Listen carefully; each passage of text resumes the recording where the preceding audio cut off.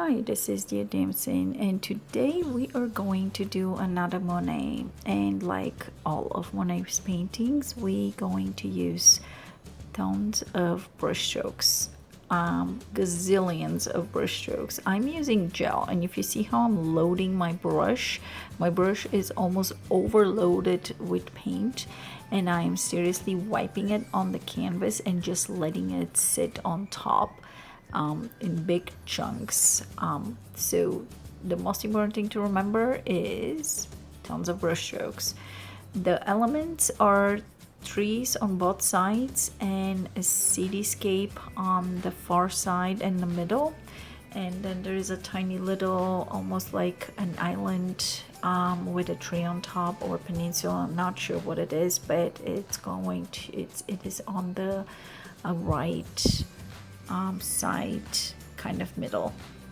And I'm gonna be doing the sky and the water at the same time because they are almost the same colors, and that will just make it so much easier. I'm gonna do the same thing with the trees and obviously the buildings. So the only difference, for example, you can see how the buildings on the top have less brush strokes versus the buildings that are reflecting in the water that are broken down into a little bit more brush strokes, and you see a lot more lines.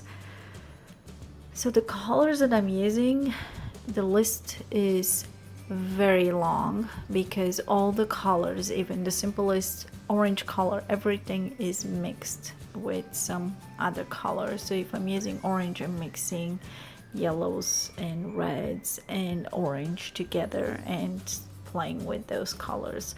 For the sky, I'm using black, white, and blue. I think it's ultramarine. And I'm going to be adding some green also, and inside that grayish color, and also yellow. But every single element is broken down into tons of brush strokes. And pretty much the reason I speed up this tutorial is because there is repetition from start to end. It's really not a lot of sketching in this area. There is almost like a half a diamond on the left hand side, kind of a circular shape on the middle top, and also that reflects into the water, and kind of half an oval on the other side. And the buildings, the cityscape that it's far away, it's really vague, so you're doing few brush strokes there and few of those stacks and you're done.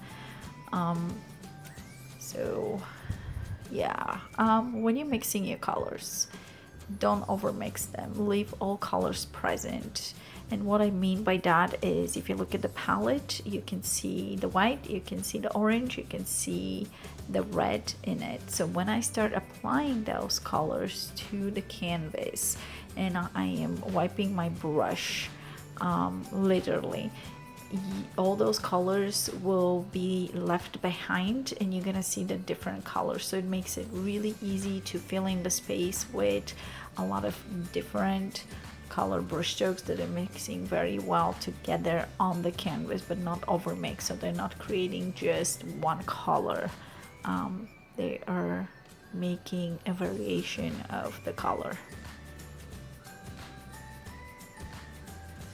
So this is a purple, red, and blue, and I am just applying kind of the background on part, and it's much darker than what will happen later, so that's gonna get toned down a lot.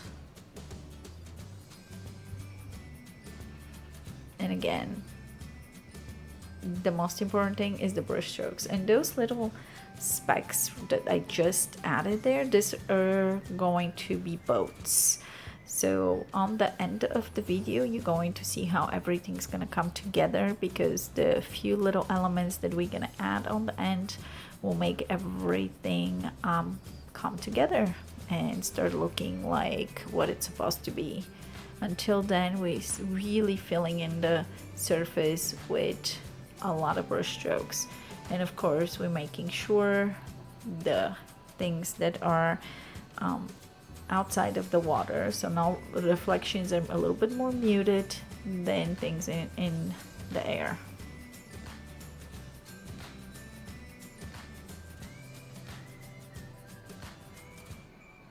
So there's a little reflection there of those stacks. And I'm using a very little brush at this point. I think it's a 2 or 4 round brush, but it's plenty loaded with paint. So those few white grayish spots that I left in the trees, they actually are going to be partially covered, so they're gonna be pushed back a little bit and look like that's the sky on the background. So that's really what's gonna, those little dots that I left on the left hand side will become.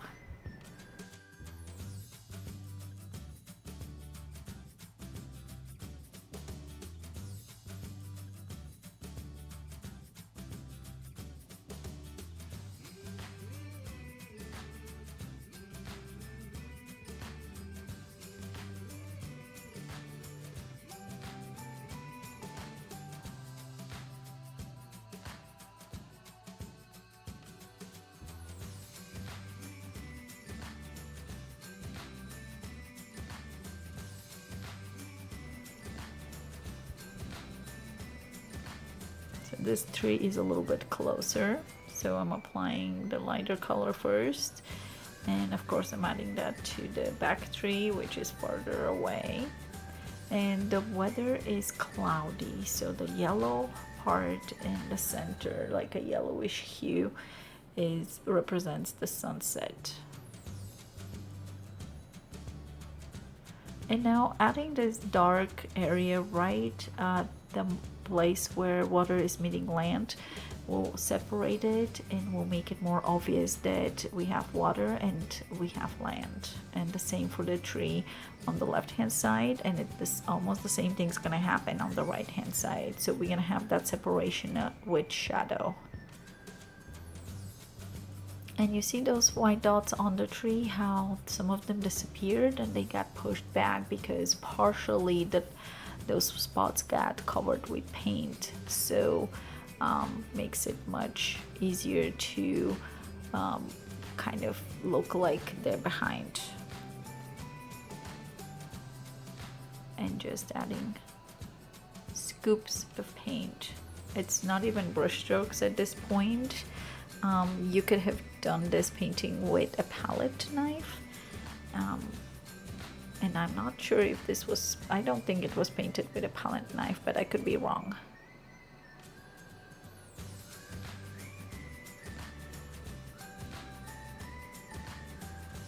So most of the brush strokes in the water are horizontal. And you see how I separated the island with that dark line. So now I'm going to add a little bit of the island grass or whatever that is on the top and into the water, and that's going to, and it's lighter color, slightly lighter color, and makes it look more like a reflection.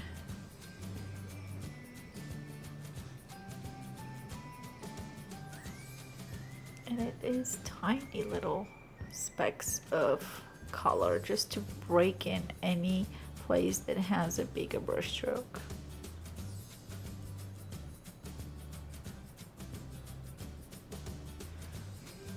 A few highlights, which none of the colors are really white. Everything is mixed with something.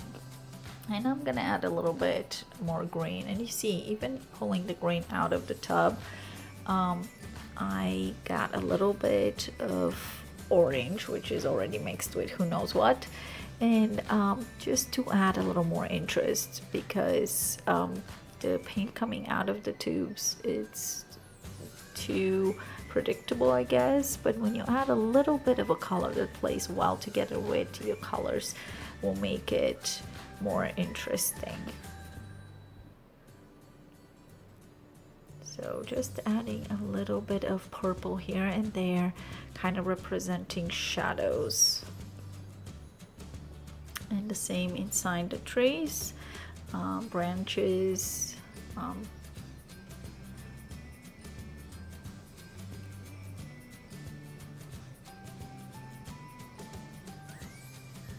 nothing has a perfect shape. Everything is a suggestion. So those little things that I'm working on right now, these are boats, and on the end it will look more like boats just because we're adding the highlights and the shadow, but they are seriously just specks.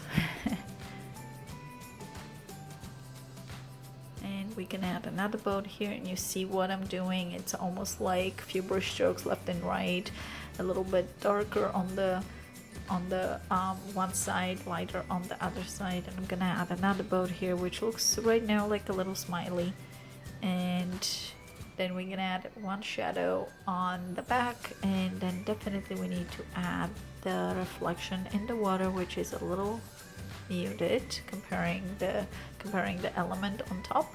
And then we're gonna add the shadow right underneath, so we're gonna land those boats inside the water, so that tiny bit of a shadow, which is almost invisible, is really separating and making it look exactly like what it needs to look like.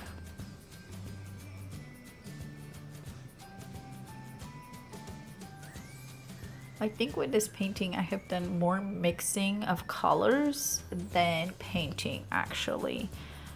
The amount of video that I have taken out was mostly mixing colors. So if you love mixing colors, that is the video for you, or that's the painting for you. And emphasizing a little bit more on those shadows. So the shadows and highlights are kind of the most important thing in your painting.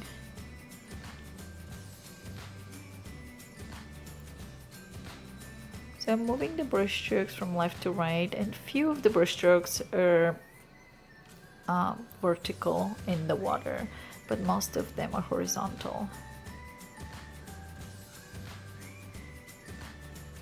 So now I'm just going with highlights, and the highlights are not white, they are kind of the grayish color that I use, the lighter gray color that I use for the sky.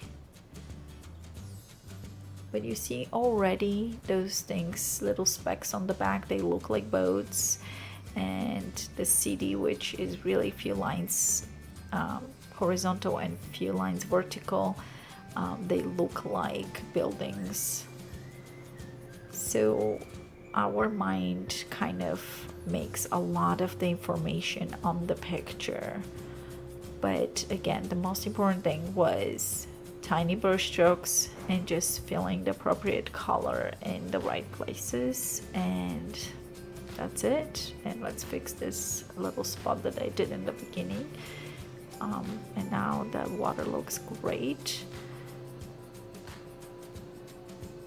Just adding a little bit of shadow, and that tiny shadow that I added on the building on the back on one side, just how it made the roof pop. So I'm going to sign my name on the corner, and usually when I'm signing my name, I'm gonna observe for a second, move it around, look at it, and then see, do I need to touch up something? So a few highlights, and pretty much that's it. So I hope you enjoyed this video, and if you did, don't forget to subscribe and give us thumbs up, and we'll see you next time. Thanks for watching.